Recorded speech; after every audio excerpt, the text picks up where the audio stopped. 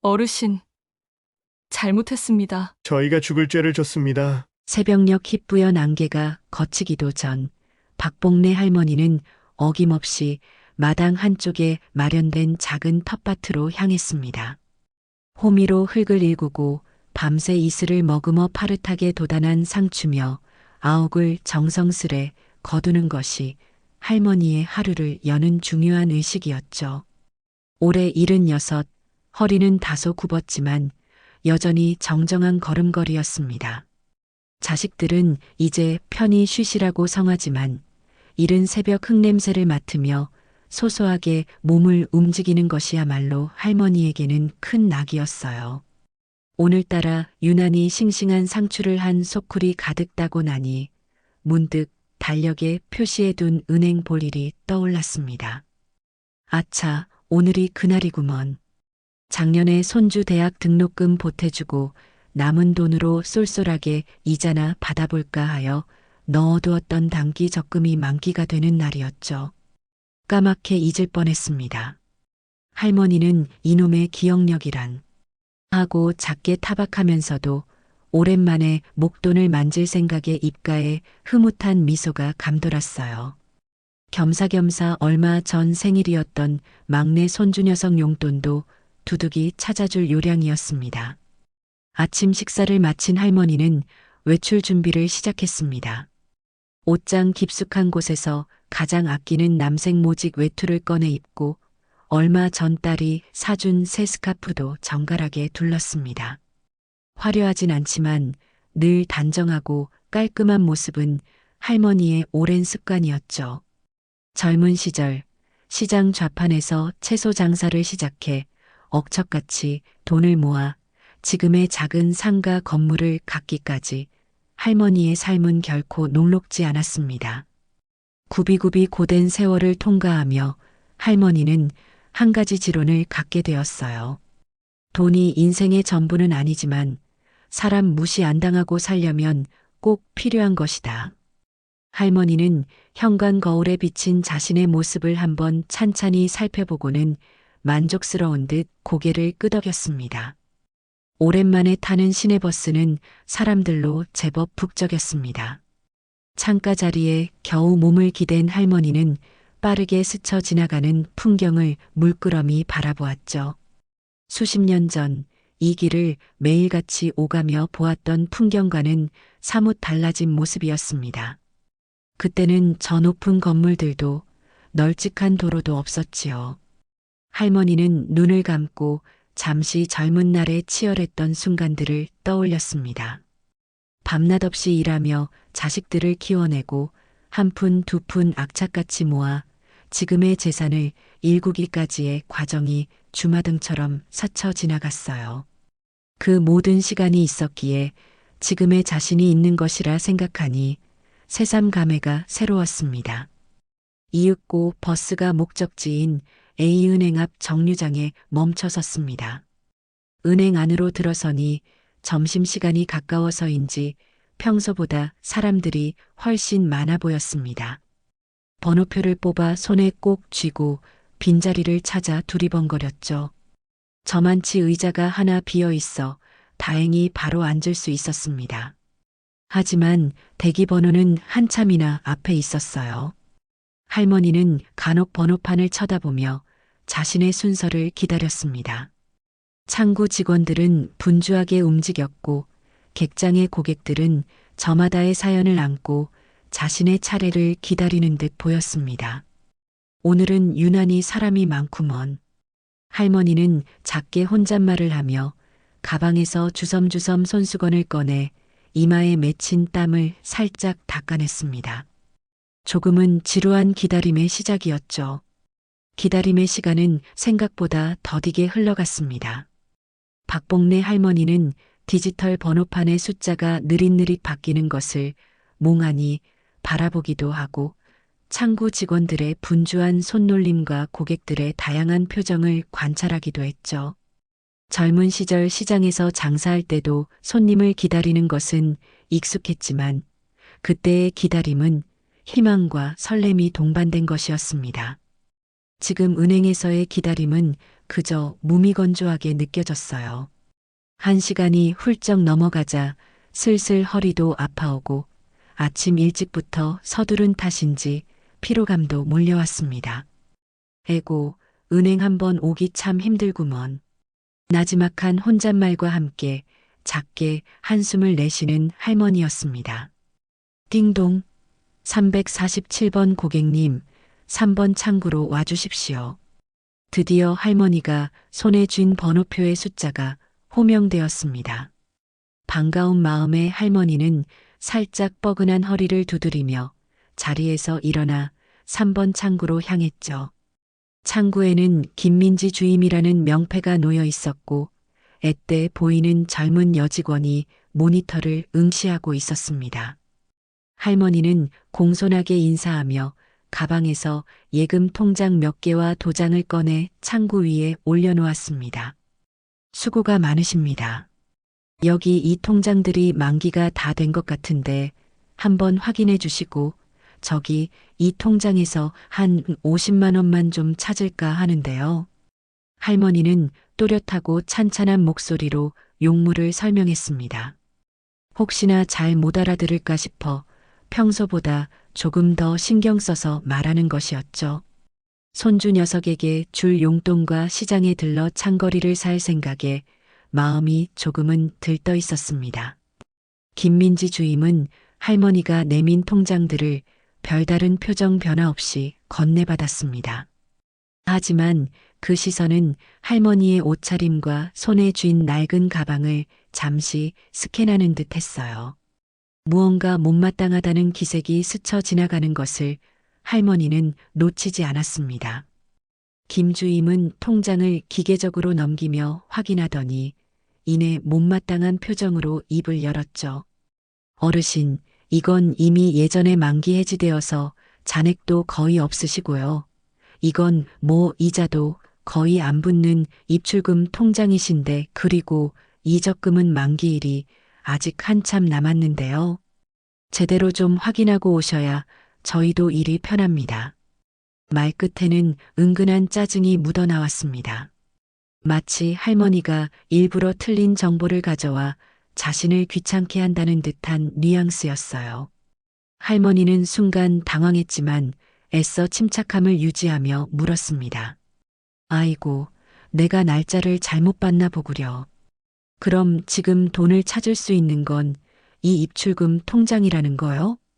김 주임은 키보드를 몇 번 탁탁 치더니 거의 할머니를 쳐다보지도 않고 퉁명스럽게 대꾸했습니다. 네, 여기서 50만 원 찾으신다고요? 신분증 먼저 주시고요. 옆에 비밀번호 입력기에 비밀번호 누르세요. 그러고는 거의 혼잣말처럼 하지만 할머니에게는 똑똑히 들리도록 중얼거렸습니다. 아휴, 정말이지 말귀를 잘 못 알아들으시네. 이러니 업무가 자꾸 밀리지. 그 말은 할머니의 가슴에 차갑게 와닿았습니다. 평생 누구에게 아쉬운 소리 안 하고 부끄럽지 않게 살아왔다고 자부했는데 고작 몇 푼 찾으러 온 은행에서 이런 취급을 받다니요. 할머니의 얼굴이 순간 굳어지는 것을 김 주임은 알아채지 못한 듯 혹은 애써 무시하는 듯 했습니다. 박복래 할머니는 치밀어 오르는 불쾌감을 누르며 천천히 신분증을 건넸습니다. 내가 나이가 들어서 귀가 어둡고 눈이 침침한 것은 사실이지만 그렇다고 사람 말귀까지 못 알아듣는 바보는 아니거디. 속으로 그런 생각을 삼키며 떨리는 손으로 비밀번호를 눌렀죠. 한평생 정직과 성실을 신조로 살아온 세월에 대한 모멸감마저 느껴졌습니다. 돈을 찾는 짧은 시간 동안 김민지 주임은 한 번도 할머니와 눈을 맞추지 않았습니다. 그녀는 연신 짜증이 가시지 않은 표정으로 모니터와 키보드만 번갈아 볼 뿐이었어요. 마치 눈앞에 노인이 투명 인간이라도 되는 것처럼 대하는 태도였습니다.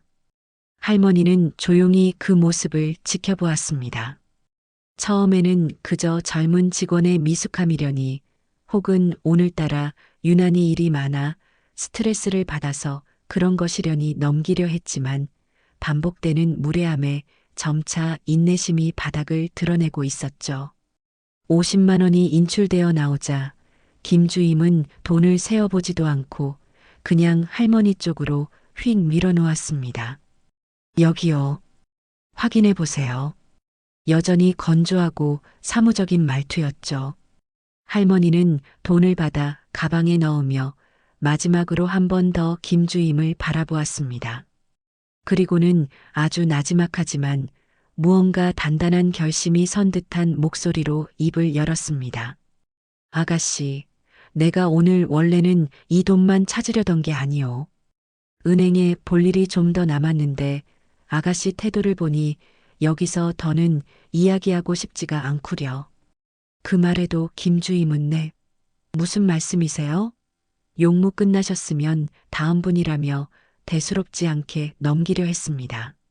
할머니의 눈빛에 담긴 경고의 의미를 전혀 읽지 못하는 듯 했어요. 할머니는 속으로 깊은 한숨을 내쉬며 다음 행동을 조용히 준비하기 시작했습니다. 이대로 물러설 박복래가 아니었으니까요. 김민지 주임의 무심하고도 무례한 응대는 박복래 할머니의 마음에 깊은 생채기를 남겼습니다. 단순히 기분이 상한 것을 넘어 평생 지켜온 자존심에 상처를 입은 듯했죠. 할머니는 겉으로는 평온을 유지하려 애썼지만 속으로는 이미 단단한 결심을 굳힌 상태였습니다. 이대로 물러선다면 앞으로도 자신과 같은 노인들이 비슷한 푸대접을 받을지도 모른다는 생각까지 미쳤어요. 버르장머리 없는 젊은이에게 따끔한 교훈을 줘야겠다. 그리고 이 은행의 서비스 정신도 한번 제대로 짚고 넘어가야겠어. 할머니의 눈빛이 차분하지만 강하게 빛나기 시작했습니다. 50만 원을 가방에 챙겨 넣은 할머니는 자리에서 일어나는 대신 오히려 의자를 고쳐 앉았습니다. 그리고는 여전히 자신에게 별다른 관심을 보이지 않는 김민지 주임을 똑바로 응시하며 입을 열었죠. 목소리는 낮고 조용했지만 그 안에 담긴 무게감은 결코 가볍지 않았습니다. 아가씨, 내가 사실은 이 은행에 넣어둔 돈이 꽤 돼요. 오늘 원래 하려던 일은 그 돈을 전부 찾아서 다른 은행으로 옮기는 거였는데 말이지. 김민지 주임은 그제야 할머니에게 시선을 돌렸습니다. 하지만 그 표정에는 여전히 이 할머니가 또 무슨 소리를 하려나 하는 귀찮음과 불신이 가득했어요. 네, 다른 은행으로 옮기신다고요? 저희 은행 금리가 더 괜찮을 텐데요, 어르신. 혹시 다른 은행 직원이 이상한 상품 추천하던가요? 라며 할머니의 말을 제대로 이해하려 하지 않고 또다시 자신의 기준으로 넘겨짚었습니다. 할머니는 김주임의 말을 부드럽게 끊으며 말을 이었습니다. 금리 같은 건 지금 나한테 중요한 게 아니오. 내가 찾으려는 돈은 한 200억 원쯤 될 거요. 순간 창구 주변의 공기가 멈춘 듯 했습니다. 할머니의 입에서 나온 200억 원이라는 액수는 너무나 비현실적이어서 김민지 주임은 자신이 잘못 들었나 싶어 귀를 의심할 정도였죠. 그녀는 잠시 멍한 표정으로 할머니를 바라보았습니다. 몇 초간의 정적이 흐른 뒤 김민지 주임은 어이가 없다는 듯 코웃음을 쳤습니다. 그녀의 입가에 조롱 섞인 미소가 떠올랐죠. 네, 이 200억이요? 할머니, 지금 저랑 장난하시는 거예요? 아니면 혹시 어디 편찮으신 건 아니시고요? 그녀는 노골적으로 할머니를 이상한 사람 혹은 정신이 온전치 못한 노인 취급했습니다. 심지어 옆 창구 동료 직원과 눈짓을 교환하며 슬쩍 비웃는 기세까지 보였어요. 어르신, 저희 은행이 그렇게 한가한 곳이 아닙니다. 정말로 그런 큰 돈이 있으시다면야 저희가 당연히 정중하게 모시겠지만 아무리 봐도 그건 좀.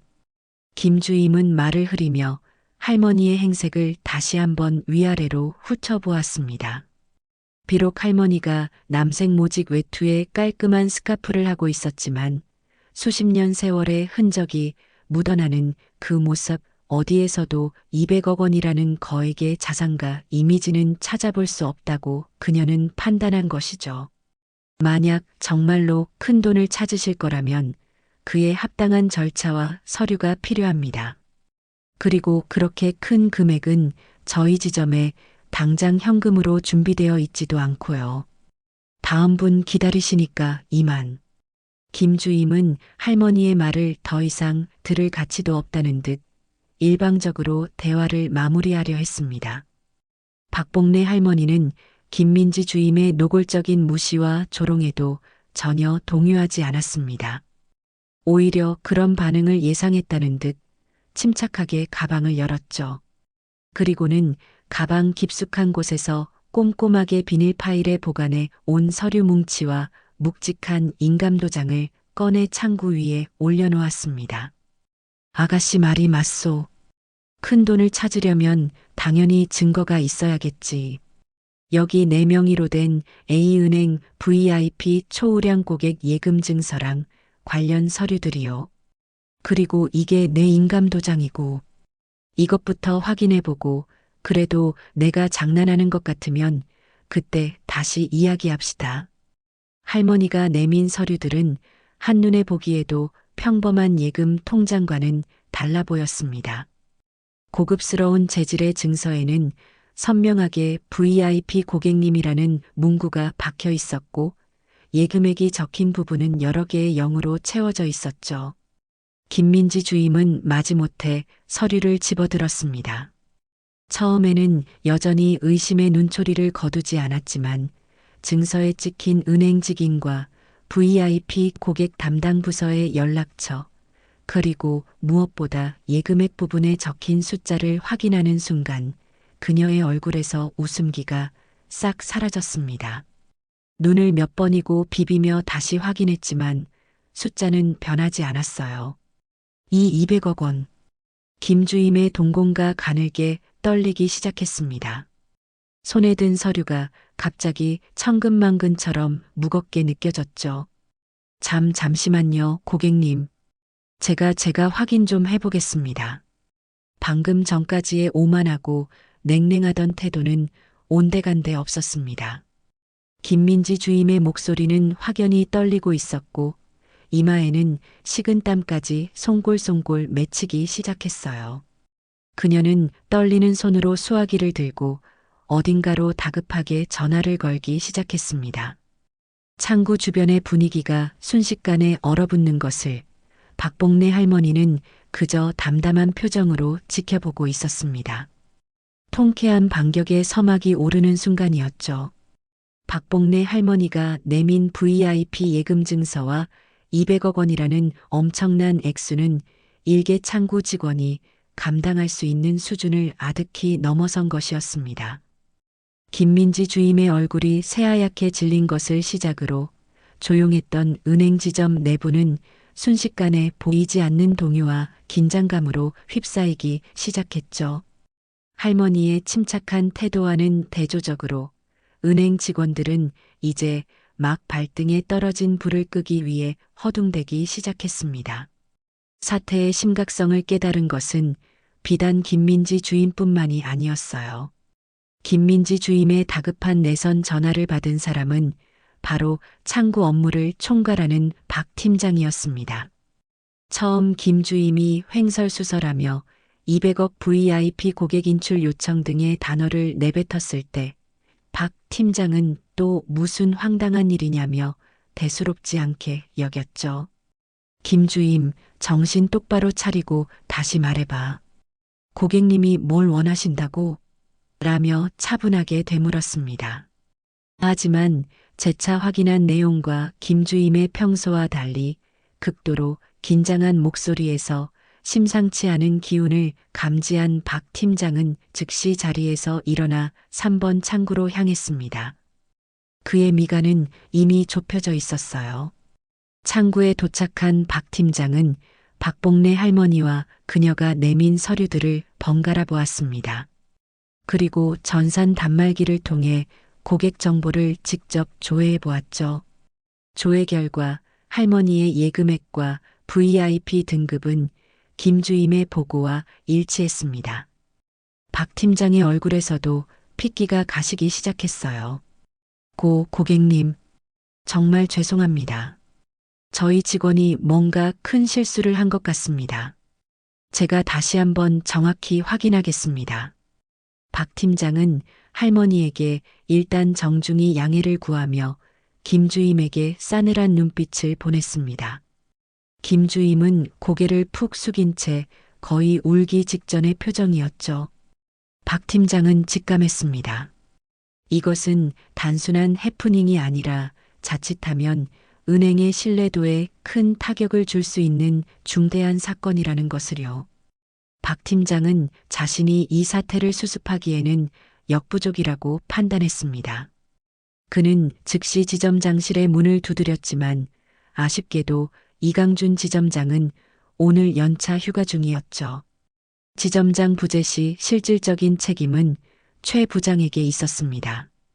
박 팀장은 최 부장의 사무실로 달려가 자초지종을 보고했습니다. 최 부장은 처음에는 웬 200억 인출 소동이야? 박 팀장, 장난하나? 라며 믿지 않는 눈치였습니다. VIP 고객의 거액 인출 요청이 흔한 일은 아니었으니까요. 하지만 박 팀장이 내민 고객 정보와 김민지 주임이 할머니에게 행한 무례한 언동에 대한 전후 사정을 듣고 나서는 표정이 심각하게 굳어졌습니다. 그는 자리에서 벌떡 일어나며 외쳤죠. 뭐라고? 직원이 고객 응대를 그따위로 했단 말이야? 그것도 우리 은행 최우수 VIP 고객님께? 최 부장은 즉시 모든 업무를 중단하고 창구로 달려갔습니다. 그의 머릿속은 복잡하게 돌아가기 시작했어요. 단순히 돈을 인출해드리는 게 문제가 아니다. 고객의 마음을 돌려야 한다. 만약 이 일이 외부로 알려지기라도 하면 상상만 해도 끔찍한 결과가 기다리고 있었습니다. 은행의 이미지는 물론이고 지점 전체의 실적과 자신의 인사고과에도 치명적인 영향을 미칠 수 있는 일이었죠. 최 부장의 발걸음은 그 어느 때보다 다급했습니다. 박복래 할머니의 창구 주변으로 은행 직원들이 하나둘 모여들고 박 팀장과 최 부장까지 연이어 나타나자 은행을 찾았던 다른 고객들도 무슨 일이 벌어졌는지 궁금해하며 수군거리기 시작했습니다. 처음에는 단순한 전산 오류나 작은 시비 정도로 생각했지만 고위 책임자로 보이는 사람들이 연신 허리를 굽히며 할머니에게 무언가를 설명하고 김민지 주임은 거의 초죽음이 된 표정으로 서 있는 것을 보자 분위기가 심상치 않음을 직감했죠. 저기 3번 창구 말이야. 아까부터 왜 저렇게 시끄러워? 글쎄 말이야. 저 할머니가 뭐 엄청난 사람인가 봐. 은행 직원들 표정이 장난이 아닌데? 혹시 보이스피싱이라도 당하신 건가? 아니면 로또라도 맞으셨나? 호기심 어린 시선들이 일제히 3번 창구로 쏠렸습니다. 몇몇 젊은 고객들은 스마트폰을 꺼내 슬쩍 사진을 찍으려는 듯한 움직임도 보였어요. 은행의 소란은 이제 일부 직원들만의 문제가 아니라 객장에 있는 모든 사람들의 주목을 받는 사건으로 번지고 있었습니다. 이러한 공개적인 관심은 은행 측에게는 엄청난 압박감으로 다가왔죠. 최 부장은 이마에 흐르는 식은땀을 느끼며 어떻게든 이 상황을 조용하고 신속하게 마무리해야 한다고 생각했습니다. 하지만 박복래 할머니는 전혀 물러설 기미를 보이지 않았어요. 최 부장이 3번 창구에 도착했을 때 상황은 그가 예상했던 것보다 훨씬 더 심각하게 돌아가고 있었습니다. 박복래 할머니는 여전히 담담했지만 단호한 표정으로 앉아 있었고 김민지 주임은 금방이라도 울음을 터뜨릴 듯 어쩔 줄 몰라 했죠. 주변 고객들의 이목은 온통 이곳에 집중되어 있었습니다. 최 부장은 마른 침을 삼키며 지점장 대리로서 이 위기를 어떻게든 수습해야 한다는 무거운 책임감을 느꼈습니다. 그의 은행원 생활 20년 경력 중에서도 손꼽힐 만한 위기의 순간이었어요. 최 부장은 가장 먼저 박봉래 할머니에게 다가가 깊숙이 허리를 숙여 정중하게 인사했습니다. 목소리에는 진심 어린 사죄의 감정을 담으려 애썼죠. 고객님, A은행 지점장 대리 최연석 부장입니다. 먼저 저희 직원의 불미스러운 행동으로 인해 고객님께 크나큰 불편과 심려를 끼쳐드린 점 머리 숙여 사과드립니다. 정말 죄송합니다. 그는 할머니의 안색을 살피며 조심스럽게 말을 이어갔습니다. 고객님, 괜찮으시다면 우선 저쪽 VIP 상담실로 자리를 옮기셔서 차 한잔 하시면서 자세한 말씀을 나눠주시면 감사하겠습니다. 이곳은 너무 번잡하여 고객님께서 편히 말씀을 나누시기 어려울 듯합니다. 최 부장은 어떻게든 이 상황을 다른 고객들의 시선으로부터 벗어나게 하고 싶었습니다. VIP 상담실이라면 좀 더 차분한 분위기에서 할머니의 마음을 달랠 수 있을 것이라고 판단했죠. 그는 손짓으로 김민지 주임에게 잠시 뒤로 물러나 있으라는 신호를 보냈습니다. 하지만 박봉래 할머니는 최 부장의 제안에 고개를 저었습니다. 전혀 움직일 기색이 없었죠. 할머니는 여전히 창구 의자에 앉은 채로, 그러나 조금 전보다 더욱 또렷하고 힘 있는 목소리로 말했습니다. 최 부장이라고 하셨소? 나는 지금 이 자리에서 모든 것을 해결하고 싶소. 내가 저 아가씨에게 어떤 모욕적인 말을 들었는지, 이 은행이 고객을 어떻게 대하는지 여기 있는 다른 사람들도 좀 알아야 하지 않겠소? 할머니의 시선이 잠시 주변을 둘러보던 다른 고객들에게로 향했다가 다시 최 부장에게 돌아왔습니다. 나는 오늘 단순히 적금 만기된 거 확인하고 손주 용돈이나 찾으러 온 평범한 늙은이였소. 그런데 저기 저 김민지라는 아가씨는 나를 보자마자 위아래로 훑어보더니 내가 말귀도 못 알아듣는 골치 아픈 노인네 취급을 하더이다. 언제까지 창구 와서 이렇게 하실 거냐? 정신이 온전치 못한 것 아니냐는 투로 사람을 무시하는데 내가 평생 이런 수모는 처음 겪어보오. 할머니는 조금의 망설임도 없이 조금 전 김민지 주임이 했던 말과 행동들을 차분하지만 명확하게 설명했습니다. 그 목소리에는 억울함과 분노가 실려 있었지만 감정에 휘둘리지 않는 절제미가 느껴졌어요. 할머니의 구체적인 지적에 최 부장의 얼굴은 당혹감으로 일그러졌습니다. 그는 김민지 주임을 매섭게 쏘아보았죠. 김민지 주임, 고객님 말씀이 전부 사실인가? 그의 목소리는 낮게 가라앉아 있었지만 그 안에 담긴 분노는 충분히 전달되고도 남았습니다. 김민지 주임은 이제 정말로 눈물을 뚝뚝 흘리기 시작했습니다. 그녀는 고개를 푹 숙인 채 아무런 변명도 하지 못하고 그저 죄송합니다. 정말 죄송합니다라는 말만 반복할 뿐이었어요. 얼굴은 이미 창백하다 못해 거의 백지장 같았습니다. 자신이 저지른 실수가 얼마나 엄청난 결과를 초래했는지, 그리고 그 책임이 온전히 자신에게 돌아올 것이라는 사실을 뒤늦게 깨달은 것이죠. 최 부장은 다시 할머니에게 고개를 돌려 연신 사과했습니다. 고객님, 다시 한번 사죄드립니다. 해당 직원에 대해서는 저희 은행 내규에 따라 엄중하게 조치하고 전 직원들을 대상으로 고객 응대 교육을 철저히 다시 시키겠습니다. 부디 노여움을 푸시고. 그는 어떻게든 할머니의 마음을 돌리고 이 사태를 원만하게 해결하고 싶었습니다. 하지만 할머니의 표정은 여전히 굳게 닫혀 있었죠. 200억 원의 예금을 떠나 이미 할머니의 신뢰는 바닥까지 떨어진 상태였습니다. 최 부장은 지점장 부재 중이라는 사실이 이렇게 원망스러울 수가 없었어요. 이제 그가 할 수 있는 일은 휴가 중인 지점장에게 이 사실을 알리고 긴급히 도움을 요청하는 것뿐이었습니다. 그의 이마에서는 식은땀이 비 오듯 흘러내리고 있었습니다. 최연석 부장은 박복래 할머니의 얼음장처럼 차갑고도 단호한 태도 앞에서 그야말로 진퇴양난에 빠진 기분이었습니다. 이마에서는 연신 식은땀이 흘러내렸고 몇 번이고 손수건을 꺼내 닦았지만 금세 다시 땀이 맺히곤 했죠.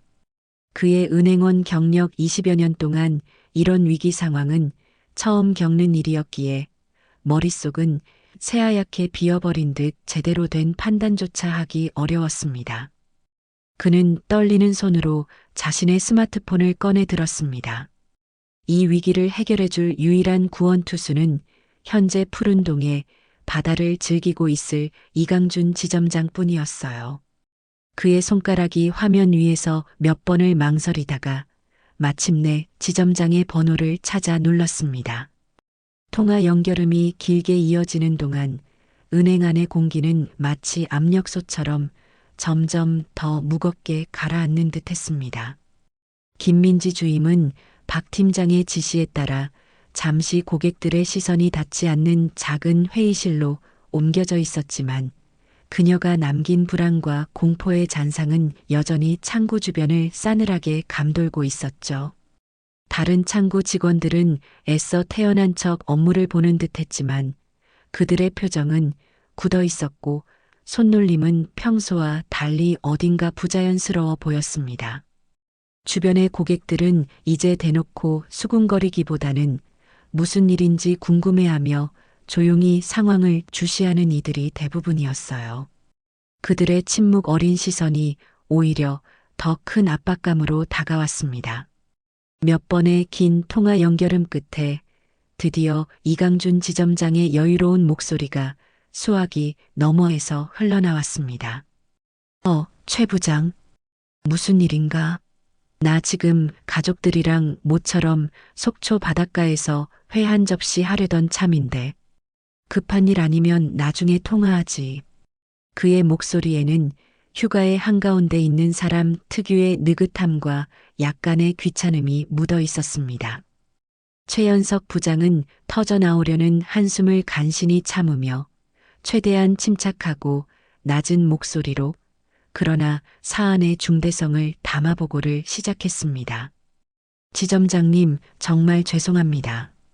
이렇게 귀한 휴가 중에 찬물을 끼얹는 것 같아 송구스럽기 그지없습니다만 지금 저희 지점에 정말 큰일이 터졌습니다.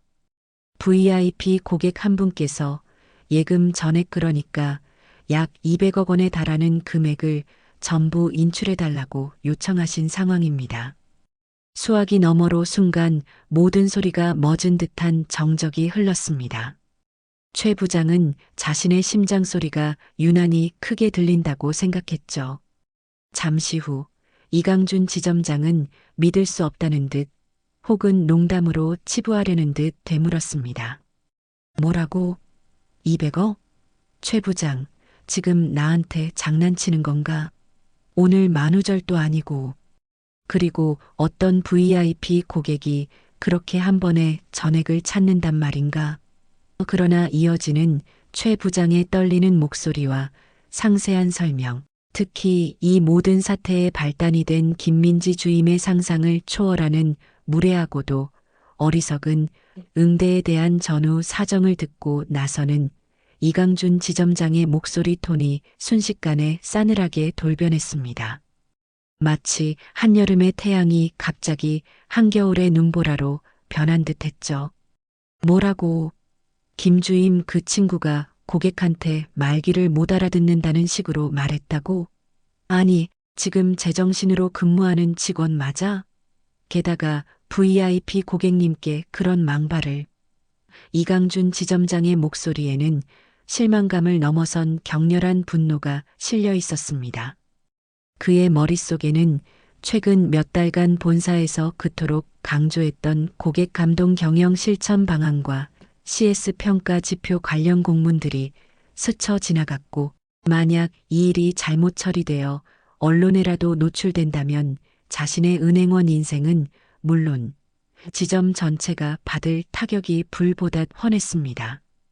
그는 함께 있던 가족들에게 제대로 된 설명도 하지 못한 채 거의 비명에 가까운 목소리로 양해를 구하고는 식당을 뛰쳐나왔습니다. 그리고는 최 부장에게 거의 명령에 가까운 지시를 내렸죠. 최 부장, 무슨 일이 있어도 무슨 수를 써서라도 그 고객님 절대 그냥 돌아가시게 해서는 안 되네. 내가 지금 당장 지점으로 출발할 테니까 어떻게든 고객님 마음 돌릴 수 있도록 시간 좀 벌어주게. 1시간 반. 아니, 최대한 밟아서 2시간 안에는 어떻게든 도착할 수 있도록 해보겠네. 그동안 고객님께 절대 소홀함이 없도록 신경 쓰고. 전화는 그렇게 격앙된 목소리와 함께 황급히 끊어졌습니다. 최 부장은 잠시 멍하니 끊어진 전화기만 바라보다가 이내 정신을 수습하고 박복래 할머니에게 다시 한번 정중하게 다가가 양해를 구했습니다. 고객님, 정말 죄송합니다. 저희 지점장님께서 지금 강원도에서 휴가를 보내고 계심에도 불구하고 고객님의 말씀을 전해 들으시고는 모든 일정을 취소하고 즉시 이곳으로 오고 계십니다. 최대한 빨리 오신다고 해도 1시간 반에서 2시간가량 소요될 듯 합니다. 부디 그때까지만이라도 저희에게 시간을 조금만 더 할애해 주시면 정말 감사하겠습니다. 최 부장의 목소리는 거의 애원에 가까웠고 그의 이마에는 또다시 굵은 땀방울이 맺히기 시작했습니다. 그렇게 이강준 지점장이 도착하기까지의 2시간 남짓한 시간은 박복래 할머니에게도 최연석 부장과 은행 직원들에게도 마치 몇 년처럼 길고도 숨 막히게 느껴졌습니다. 최 부장은 할머니에게 따뜻한 녹차와 다과라도 준비해드리고 싶었지만 할머니는 그저 조용히 고개를 저을 뿐이었죠. 됐소이다. 그런 대접이나 받자고 이러는 것이 아니니 마음 쓰지 마시오. 할머니의 목소리는 여전히 낮고 차분했지만 그 안에는 조금의 흔들림도 없는 단단한 심지가 느껴졌습니다. 김민지 주임은 여전히 작은 회의실에서 나오지 못하고 있었고 아마도 그곳에서 자신의 어리석었던 행동을 수천 번 후회하며 눈물로 시간을 보내고 있을 터였습니다. 은행 업무는 사실상 거의 중단된 상태나 다름없었어요. 다른 창구 직원들은 애써 평소처럼 업무를 처리하려 했지만 자신들의 등 뒤에서 벌어지고 있는 이 초유의 사태에 모든 신경이 쏠려 제대로 집중하지 못하는 기색이 역력했습니다. 대기하던 고객들 중 일부는 지루함과 불만을 참지 못하고 큰 소리로 항의하기도 했지만 대부분의 고객들은 마치 흥미진진한 드라마의 한 장면을 지켜보는 관객들처럼 혹은 거대한 폭풍이 몰아치기 직전의 긴장감을 느끼는 사람들처럼 숨죽여 상황을 주시하고 있었죠. 박복래 할머니는 그 모든 소란과 긴장 속에서도 조금의 미동도 없이 마치 고요한 호수처럼 평정심을 유지한 채 창밖의 분주한 거리 풍경을 물끄러미 바라볼 뿐이었습니다. 그녀의 마음속에는 지난 수십 년간 겪었던 온갖 역경과 서름, 그리고 그것들을 불굴의 의지로 이겨내고 지금의 자리에 오기까지의 파란만장했던 삶의 편린들이 주마등처럼 스쳐 지나가고 있었을지도 모릅니다. 마침내 약속된 시간이 거의 다 되었을 무렵 은행 정문이 마치 폭탄이라도 터진 것처럼 거칠게 열리며 숨을 턱까지 몰아쉬며 뛰어들어오는 한 중년 남성의 모습이 보였습니다. 고급 맞춤 정장은 구겨질 대로 구겨져 있었고 애써 빗어 넘긴 머리는 땀으로 축축하게 젖어 있었으며 평소 깔끔하게 매여 있던 넥타이는 답답했던지 한쪽으로 비스듬히 풀어 헤쳐져 있었죠. 바로 A은행의 총책임자 이강준 지점장이었습니다. 그는 은행 안으로 들어서자마자 주위를 둘러볼 겨를도 없이 마치 자석에 이끌리듯 3번 창구에 앉아 있는 박복래 할머니를 향해 거의 경보선수처럼 빠른 걸음으로 다가왔습니다. 그리고 할머니의 몇 걸음 앞에 멈춰 서자마자 그는 조금의 망설임도 없이 자신의 허리를 90도로, 아니 그 이상으로 깊숙이 숙이며 온 은행이 떠나가라 우렁차고도 절박한 목소리로 외쳤습니다. 고객님, 제가 바로 A은행 지점장 이강준입니다. 제가 정말이지 고객님께 죽을 죄를 100번이고 1000번이고 죽어 마땅한 죄를 지었습니다. 저희 직원의 천인공노할 무례함과 저의 관리 감독 소홀로 인해 고객님께 평생 씻을 수 없는 마음의 상처와 불편을 드린 점 이 자리를 빌려 진심으로 머리 숙여 사죄드립니다. 부디 너그러이 용서해 주시기를 간절히 바라옵니다. 그의 목소리에는 꾸밈없는 절박함과 뼈저린 후회, 그리고 일말의 진심이 고스란히 담겨 있었습니다. 휴가지인 속초에서 이곳 서울의 은행 지점까지 오는 2시간 남짓한 시간 동안 그는 아마도 자신의 은행원 인생 전체를 걸고 수없이 많은 생각과 고민, 그리고 뼈아픈 자책을 반복했을 것이 분명했습니다. 이강준 지점장의 이처럼 극적이고도 처절하기까지 한 등장과 사죄에도 불구하고 박복래 할머니의 표정에는 놀라울 정도로 큰 변화가 감지되지 않았습니다. 할머니는 그저 천천히, 아주 천천히 고개를 들어 이 지점장의 땀으로 범벅이 된 얼굴과 불안하게 떨리는 눈빛을 차분히 마주볼 뿐이었죠. 그의 얼굴에는 당혹감과 초조함, 그리고 어떻게든 이 상황을 수습해야 한다는 절박함이 역력했지만 그 와중에도 일말의 진정성이 비쳐 보이는 듯 했습니다. 지점장이라는 양반이 모처럼 떠난 휴가까지 전부 반납하고 이렇게 숨이 턱에 차도록 한 걸음에 달려오신 것을 보니 이 일이 보통 심각한 문제는 아닌 모양이구려. 할머니의 목소리는 여전히 낮고 조용했지만 그 안에는 마치 예리하게 벼린 칼날과 같은 날카로움과 함께 상대의 본심을 꿰뚫어 보는 듯한 깊은 통찰력이 숨겨져 있는 듯했습니다. 하지만 이보시오, 지점장. 지점장 양반이 나에게 이렇게까지 머리를 조아리며 사과할 일은 아니라고 생각하오. 나는 당신에게 개인적인 원한이나 잘못을 따지러 온 것이 아니니 말이오. 진짜 문제는 저기 저 철없는 젊은 직원과 손님을 대하는 이 은행의 근본적인 자세, 그리고 사람을 사람으로 존중할 줄 모르는 그릇된 마음가짐이 아니겠소이까? 할머니의 시선이 잠시 김민지 주임이 사라졌던 회의실 쪽을 향했다가 다시 이강준 지점장의 흔들리는 눈동자로 돌아왔습니다. 이강준 지점장은 할머니의 전곡을 찌르는 듯한 말에 얼굴이 더욱 붉게 달아오르며 이미 몇 번이고 반복했을 사죄의 말을 또다시 꺼내려 했지만 할머니의 그 깊고도 엄중한 눈빛 앞에서 차마 경솔하게 입을 열지 못했습니다. 은행 안의 모든 사람들은 이제 이강준 지점장의 다음 행동 하나하나와 박복래 할머니의 입에서 나올 다음 말 한마디 한마디에 모든 신경을 곤두세우고 있었죠. 마치 거대한 태풍이 모든 것을 집어삼키기 직전에 숨막히는 고요함과 같은 극도의 긴장감이 은행 전체를 무겁게 짓누르고 있었습니다. 이강준 지점장의 극적인 등장은 절망 직전의 최현석 부장에게는 한 줄기 희미한 희망의 빗줄기를 던져주는 듯 했지만 박복래 할머니의 굳게 닫힌 마음의 빗장을 풀기에는 아직 한참이나 역부족인 상황이었습니다. 할머니의 분노는 단순히 한 젊은 직원의 순간적인 실수를 넘어선 은행이라는 거대한 조직 전체가 고객을 대하는 방식과 그 근본적인 태도에 대한 뿌리 깊은 실망감에서 비롯된 것이었기 때문이었죠.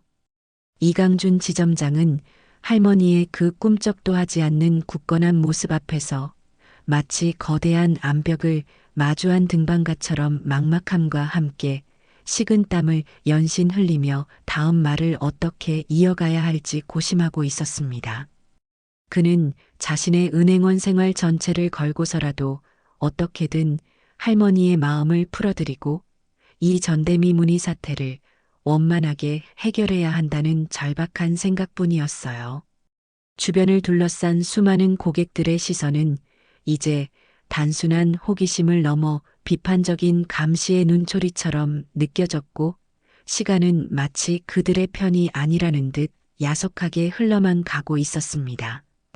본사의 이 끔찍한 사건이 공식적으로 보고되는 것은 이제 시간 문제에 불과했고 그렇게 되면 자신의 찬란했던 은행원 경력에 영원히 지워지지 않을 치명적인 오점이 남게 될 것이라는 불길한 예감이 그의 온몸을 휘감았습니다.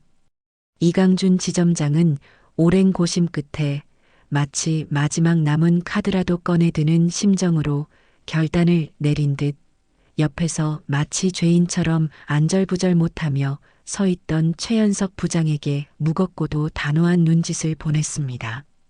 그의 눈빛에는 더 이상 물러설 곳이 없다는 비장함마저 서려 있었죠.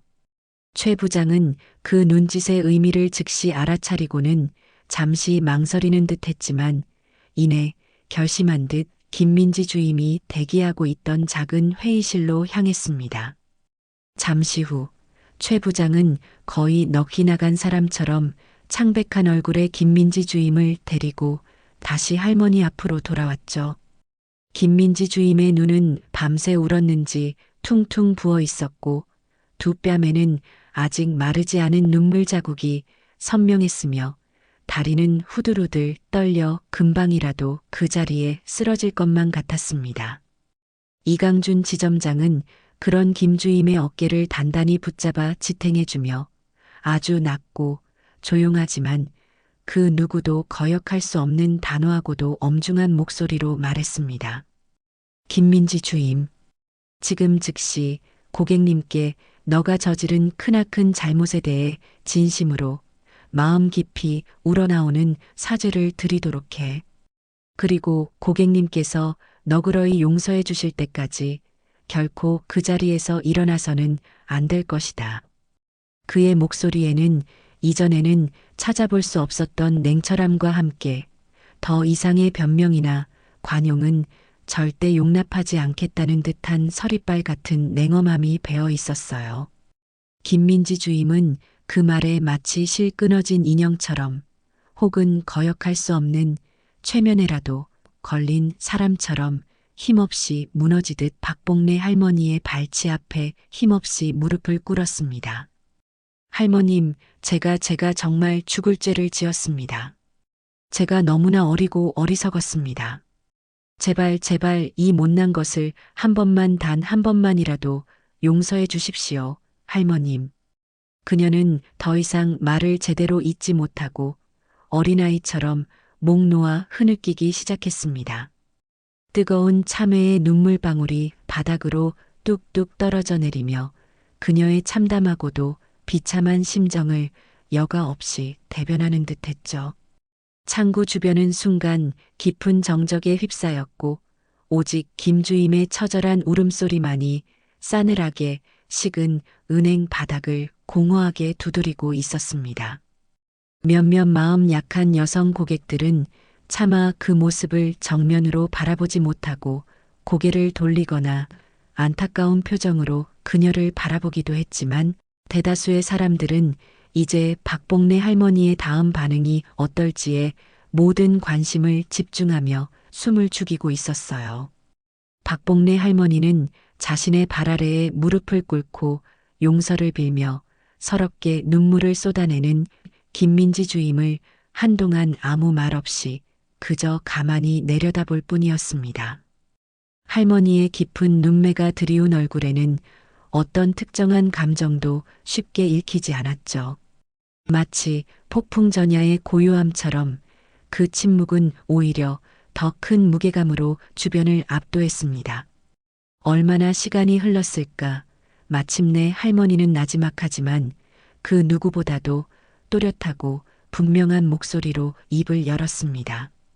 그 목소리에는 조금 전까지 느껴졌던 싸늘한 분노의 감정보다는 오히려 한평생 풍파를 헤쳐온 노년의 깊은 연민과 함께 삶의 이치를 깨달은 듯한 관조의 빛이 느껴지는 듯했습니다. 아가씨, 우선 그 흉한 고개부터 들도록 해요. 그렇게 눈물만 흘린다고 해서 해결될 일이 결코 아니오. 그리고 용서라는 것은 내가 그대에게 베풀 수 있는 것이지만 진정으로 뉘우치고 반성하는 것은 아가씨 스스로의 마음에 달려 있는 것이겠지. 할머니의 그 한마디 한마디에는 사람의 마음을 움직이는 묘한 힘이 실려 있었습니다. 김민지 주임은 마치 마법에라도 걸린 듯 흐느낌을 조금씩 멈추고 눈물과 콧물로 범벅이 된 엉망인 얼굴을 천천히 들어 올렸습니다. 퉁퉁 부은 눈으로 할머니를 바라보는 그녀의 눈빛에는 여전히 깊은 두려움과 함께 어쩌면 한 줄기 희망이라도 발견할 수 있을까 하는 신락 같은 기대감이 처절하게 뒤섞여 있었어요. 할머니는 김민지 주임의 그 흔들리는 눈빛을 피하지 않고 정면으로 마주하며 차분하지만 단호한 어조로 말을 이어갔습니다. 사람은 누구나 이 세상을 살아가면서 크고 작은 실수를 저지를 수 있어. 이 늙은 나 역시도 젊었던 시절에는 앞뒤 가리지 않는 혈기만 앞세우다가 수없이 많은 시행착오와 어리석은 실수를 저질렀던 기억이 생생하지. 하지만 진정으로 중요한 것은 그 실수를 통해 우리가 무엇을 배우고 깨닫느냐, 그리고 그 깨달음을 바탕으로 앞으로 어떻게 달라진 모습을 보이느냐 하는 것이요. 아가씨는 오늘 이 늙은이에게 단순히 몇 마디 말실수를 한 것이 아니야. 그것은 표면적인 현상일 뿐, 진짜 문제는 사람을 대할 때 그 사람의 겉모습이나 배경만을 보고 함부로 판단하고 자신보다 약하다고 생각되거나 만만해 보이는 사람에게는 자신도 모르게 오만하고 무례한 태도를 보이는 그릇된 마음가짐, 바로 그것이 문제의 본질인 것이요. 만약 그 근본적인 마음가짐을 고치지 않는다면 아가씨는 앞으로도 오늘과 비슷한 혹은 더 큰 실수를 반복하며 평생을 후회 속에서 살아가게 될지도 모르오. 할머니의 말은 단순한 꾸지람이나 질책을 넘어선 마치 오랜 세월 세상을 살아온 현명한 인생의 대선배가 어리석은 후배에게 전하는 따끔하면서도 가슴 깊이 새겨야 할 진심 어린 가르침과도 같았습니다. 그녀의 목소리는 비록 나지막했지만 그 안에 담긴 묵직한 진정성은 은행 안에 있던 모든 사람들, 심지어 이 사태와 아무런 관련이 없는 고객들의 마음속까지 파고들어 잔잔하지만 깊은 파문을 일으키는 듯했습니다. 이강준 지점장과 최연석 부장 역시 할머니의 그 지혜로운 일침 앞에서 자신들도 모르게 고개를 숙이며 깊은 존경심과 함께 스스로를 돌아보는 듯한 표정을 짓고 있었죠. 할머니의 그 깊이 있는 가르침에 김민지 주임은 물론이고 산전수전 다 겪은 이강준 지점장과 최연석 부장 역시 잠시 아무 말도 잊지 못하고 깊은 생각에 잠긴 듯한 모습을 보였습니다. 은행 안에는 무거운 침묵이 감돌았고 그 침묵 속에서 각자의 마음 속에는 각기 다른 상념들이 스쳐 지나가고 있었을 것입니다. 잠시 시간이 흐른 뒤 박복래 할머니는 다시 이전의 단호하고도 결연한 표정으로 돌아와 이강준 지점장을 똑바로 바라보며 말했습니다. 나의 가르침은 여기까지요. 이제 내가 오늘 이곳에 온 원래의 목적인 내가 평생 땀 흘려 모은 내 돈을 찾는 일을 마저 해야겠소.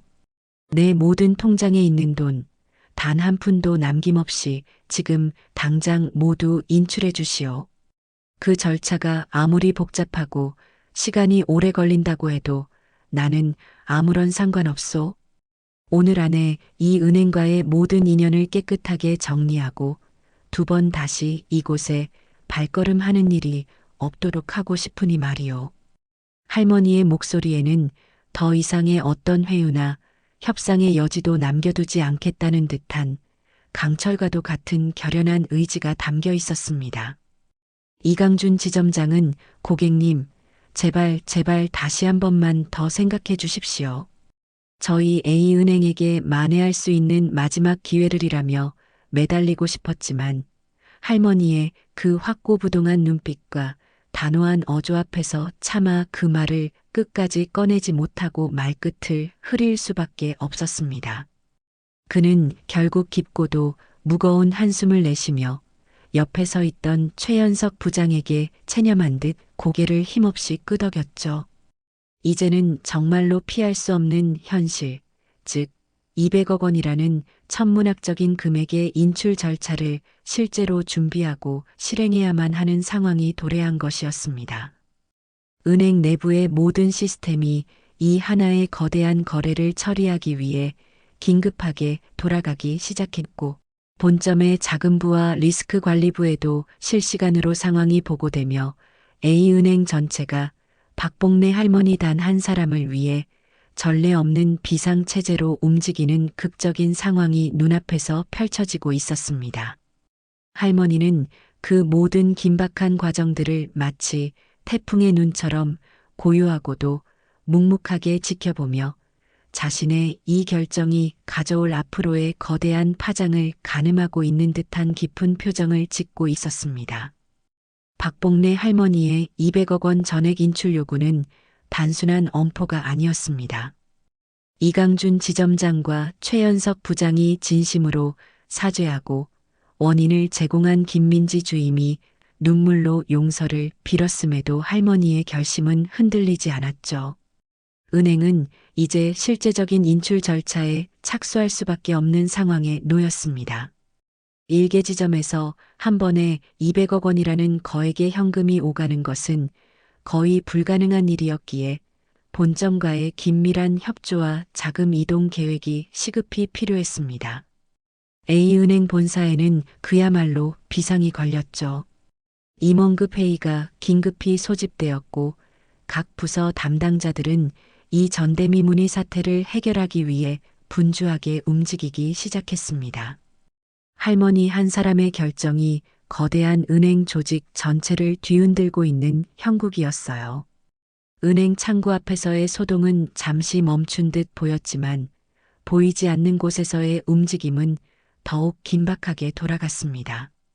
최 부장은 본점 자금부와 수시로 통화하며 현금 확보 방안을 논의했고 이강준 지점장은 할머니를 VIP 상담실로 정중히 모시려 했지만 할머니는 여전히 창구 앞을 떠나지 않았습니다. 괜찮소. 여기서 기다릴 것이오. 내가 내 돈 찾아가는데 숨어서 할 일이 뭐가 있겠소. 할머니의 태도는 일관되었죠. 이 지점장은 어쩔 수 없이 할머니 옆에 서서 연신 죄송하다는 말과 함께 혹시 불편한 점은 없는지 살폈습니다.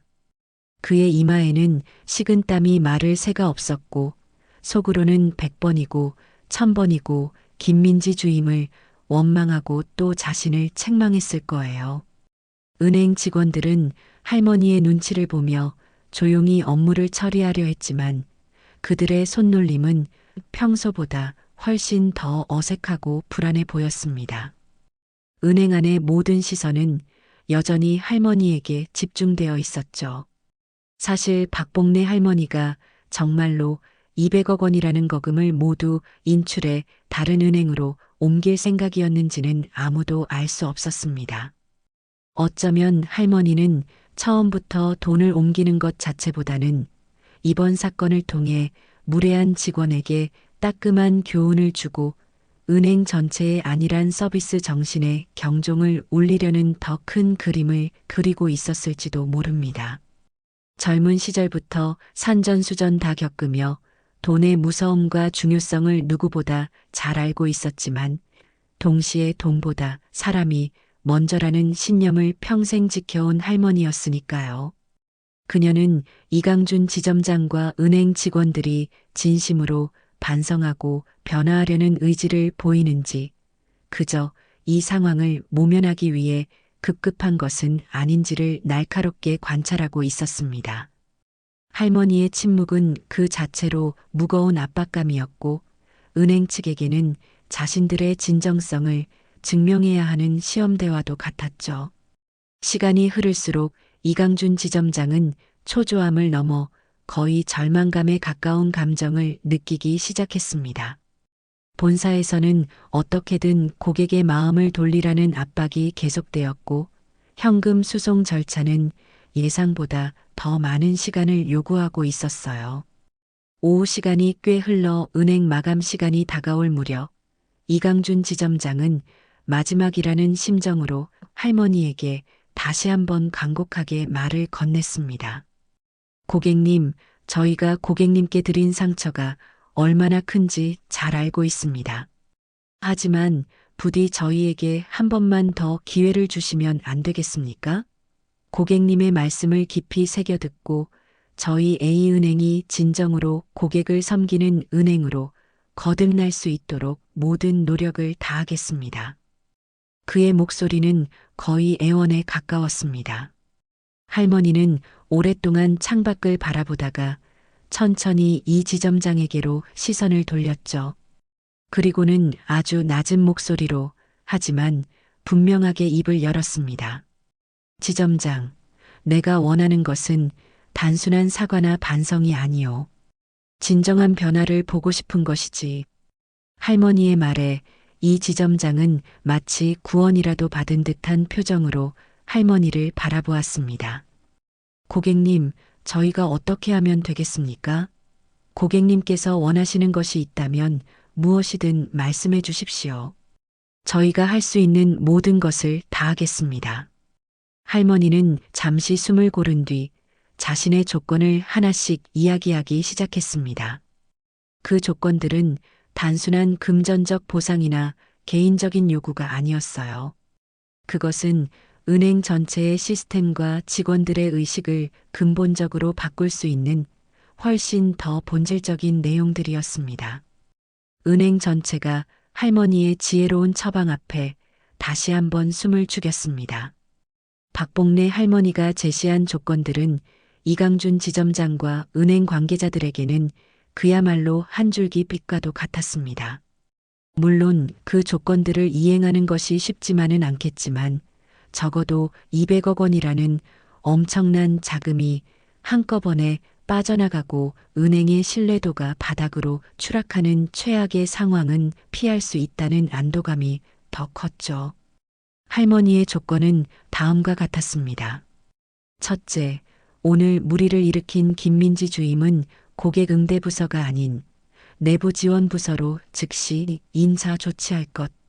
단 해고와 같은 극단적인 조치는 원치 않으며 본인 스스로 반성하고 새로운 업무를 통해 성장할 기회를 주라는 것이었죠.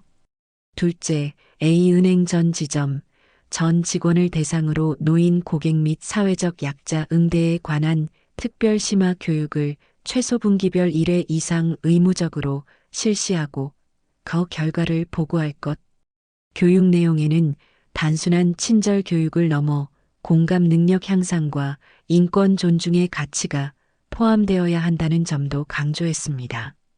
셋째, 오늘 이 자리에서 자신으로 인해 업무의 차질을 빚고 불편을 겪은 모든 고객에게 은행 차원에서 공식적으로 사과하고 소정의 감사 표시를 할 것. 그리고 마지막으로 은행 수익의 일부를 매년 노인 복지 관련 단체에 기부하고 그 내역을 투명하게 공개하라는 것이었습니다.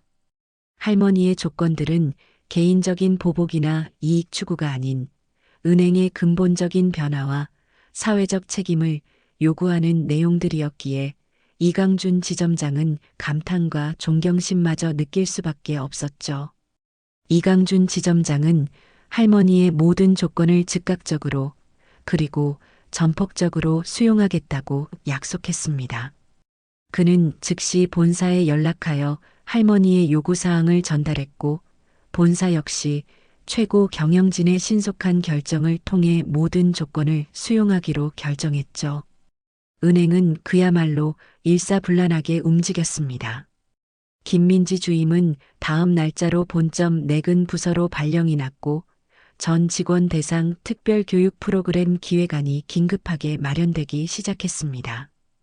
또한 은행은 객장에 남아있던 고객들에게 지점장 명의의 공식 사과 방송을 내보냈고 미리 준비해둔 소정의 기념품 고급 타월 세트나 상품권 등을 한 분 한 분께 직접 전달하며 양해를 구했습니다. 고객들은 처음에는 어리둥절했지만 자초지종을 듣고 나서는 오히려 은행의 신속한 대처와 할머니의 현명함에 박수를 보내는 분위기였죠. 은행 수익의 사회 환원 약속 역시 즉시 언론을 통해 공표될 예정이었습니다. A은행 역사상 이렇게 신속하고 전면적인 고객 요구 수용 사례는 없었을 거예요. 모든 상황이 할머니의 뜻대로 정리되자 박봉래 할머니는 마침내 굳게 닫았던 입가에 희미한 미소를 머금었습니다.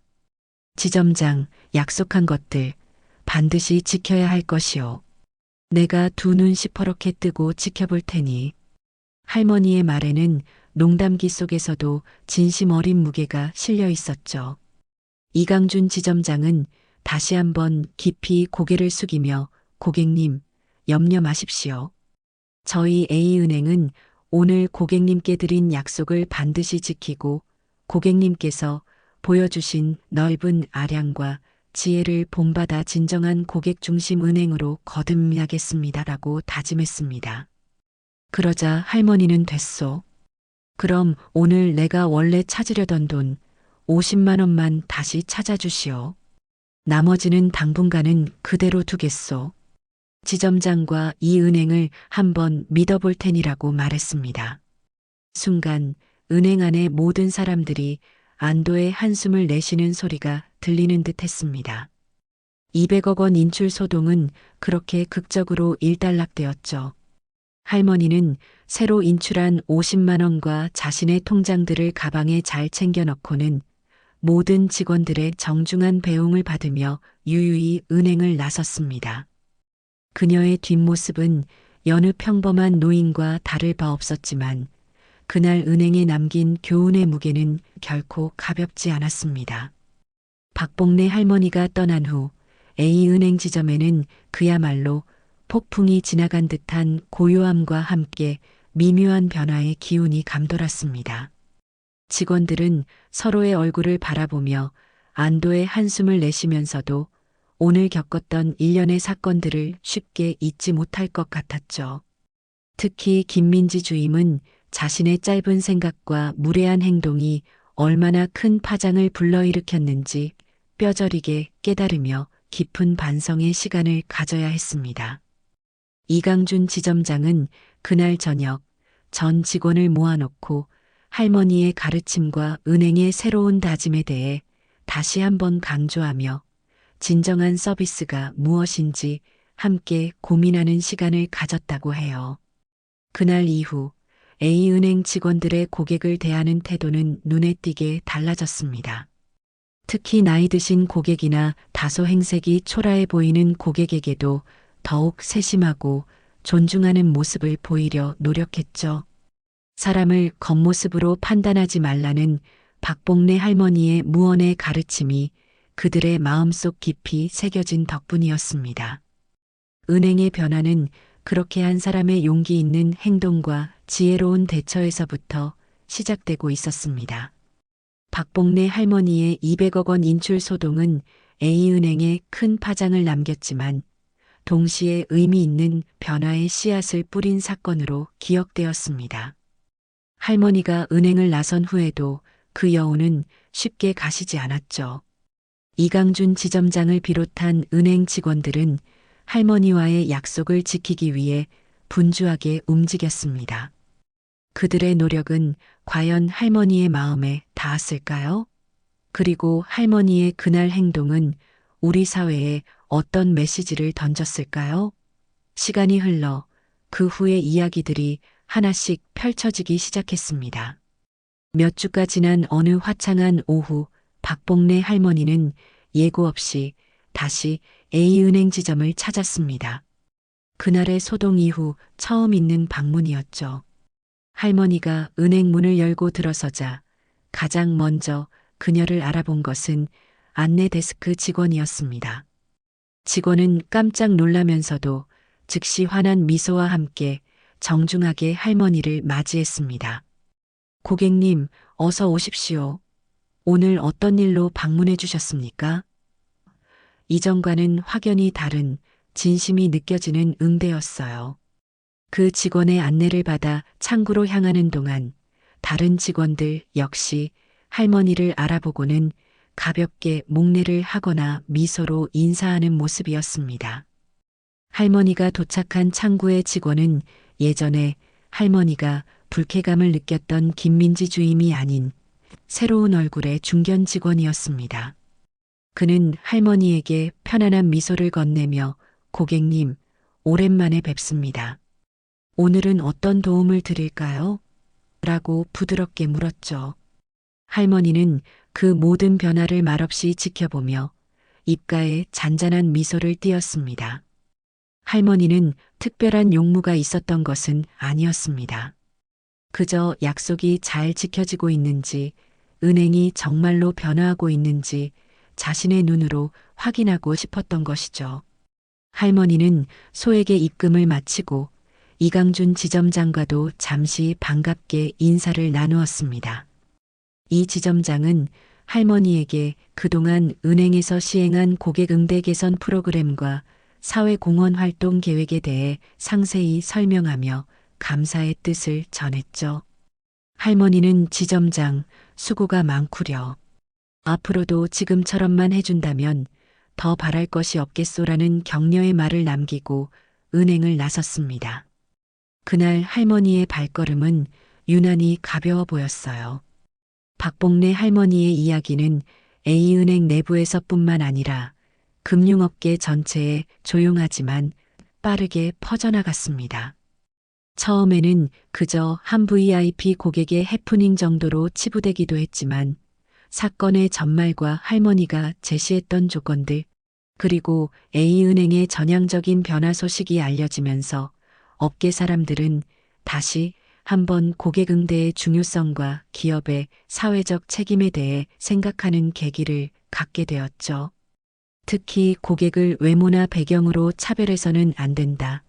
진정한 VIP는 예금액의 크기가 아니라 상호 존중의 관계에서 비롯된다는 교훈은 많은 금융인들의 마음에 깊이 각인되었습니다. 몇몇 은행에서는 A은행의 사례를 참고하여 자체적인 고객 응대 매뉴얼을 개선하고 직원 교육 프로그램을 강화하는 움직임도 나타났다고 해요. 박봉래 할머니 한 사람의 용기가 금융계 전체에 긍정적인 나비 효과를 일으킨 셈이었습니다. 사람들은 돈의 힘으로 상대를 굴복시킨 것이 아니라 지혜와 품격으로 존중의 가치를 일깨운 할머니의 이야기에 감동했고, 이는 오랫동안 회자되며 많은 이들에게 귀감이 되었죠. 결국 박봉래 할머니의 이야기는 우리에게 진정한 부자의 품격이란 무엇인가를 다시 한번 생각하게 만듭니다. 그것은 단순히 많은 돈을 소유하고 과시하는 것이 아니라 자신이 가진 영향력을 올바른 방향으로 사용하여 세상을 조금 더 나은 곳으로 만드는데 기여하는 것이 아닐까요? 할머니는 200억 원이라는 거대한 자산을 무기 삼아 갑질을 한 것이 아니었습니다. 오히려 그 돈을 지렛대 삼아 부당함에 맞서고 인간 존중이라는 보편적인 가치를 일깨워 주었죠. 그녀의 행동은 돈이 많고 적음을 떠나 우리 모두가 서로를 어떻게 대해야 하는지에 대한 깊은 성찰을 안겨주었습니다. 박봉래 할머니는 그 후로도 평소처럼 소박하고 평범한 일상을 살아갔지만 그녀가 A은행에 남긴 발자취와 그로 인해 시작된 긍정적인 변화들은 오랫동안 많은 사람들의 마음속에 따뜻한 울림으로 남아 있을 것입니다. 어쩌면 우리 사회 곳곳에는 아직 우리가 알아보지 못한 박복래 할머니와 같은 숨겨진 진주들이 더 많이 있을지도 모를 일이죠. 그들의 조용한 선행과 지혜로운 가르침이 우리 사회를 더욱 성숙하게 만들어가는 원동력이 될 것이라 믿어 의심치 않습니다.